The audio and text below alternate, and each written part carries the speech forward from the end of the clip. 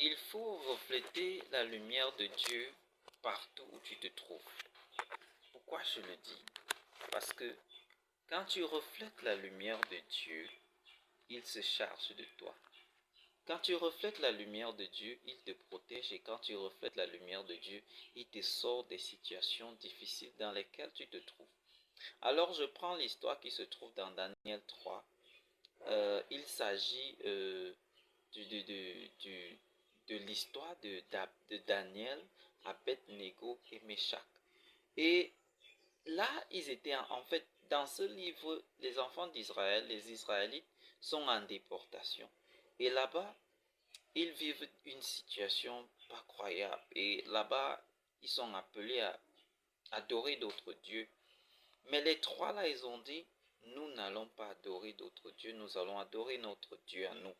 Et là-bas, il était inscrit que, ou alors il était dit que, au son de la trompette, tout le monde devait se prosterner pour adorer les idoles. Mais eux, ils n'ont pas reçu cette éducation. Et c'est comme ça que quand la trompette sonne, ils ne se soumettent pas et on les jette dans la fosse, dans la fournaise ardente. En fait, la fournaise a une chaleur intense. Et on dit, et la Bible me dit, quand vous lisez tout le chapitre 3, la Bible me dit que ceux qui ont jeté ces trois-là, ils se sont fait calciner, ils se sont fait brûler. Et on les a attachés avec leurs habits. Ça veut dire qu'ils étaient à l'intérieur de la fournaise nus. Ils n'avaient pas d'habits. Et laisse-moi te dire ce soir que quand tu reflètes la lumière de Dieu, Dieu se charge de toi. Dieu te protège, il te couvre, il t'éloigne du danger. En fait, ces trois-là, ils étaient exposés, ils étaient jetés, ils étaient même, ils étaient lancés dans la gueule du loup. Les gens se disaient que quand ils vont traiter ces trois-là de la sorte, sûrement, ils vont être punis.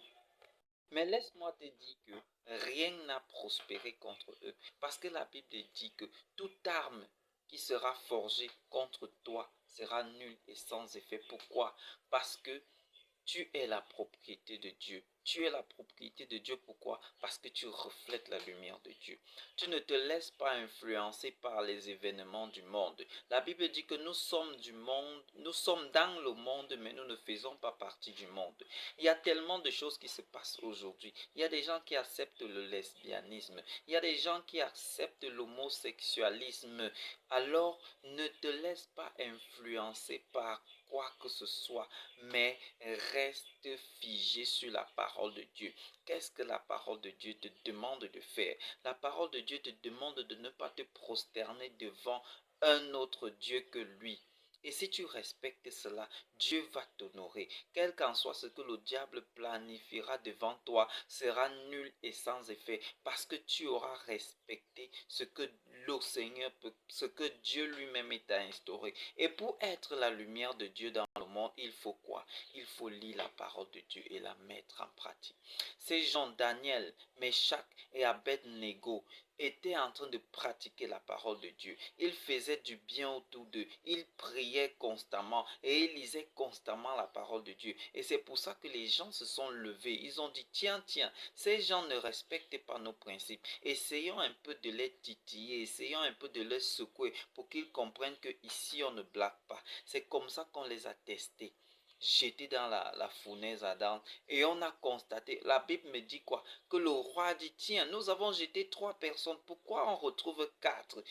La quatrième personne ressemble vraisemblablement au Fils de Dieu. Ça veut dire quoi?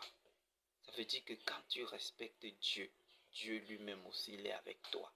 Daniel et ses compagnons ont respecté Dieu et Dieu ne pouvait pas les abandonner. Est-ce que dans la situation que tu traverses actuellement, tu respectes Dieu?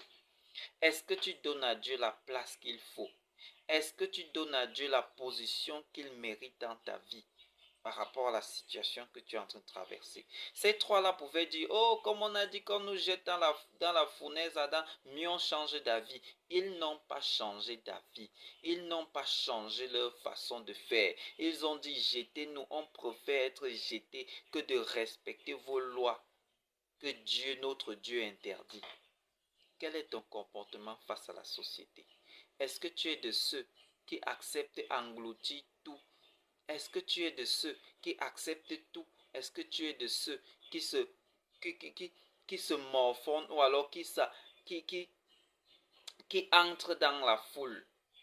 Est-ce que tu es de ceux qui se compromettent juste parce que tu veux être bien vu dans la société? Et si tu es de tel, vraiment, laisse-moi te dire que tu ne reflètes pas la lumière de Dieu. Mais je suis venu te dire ce matin, ce jour, qu'il faut refléter la lumière de Dieu.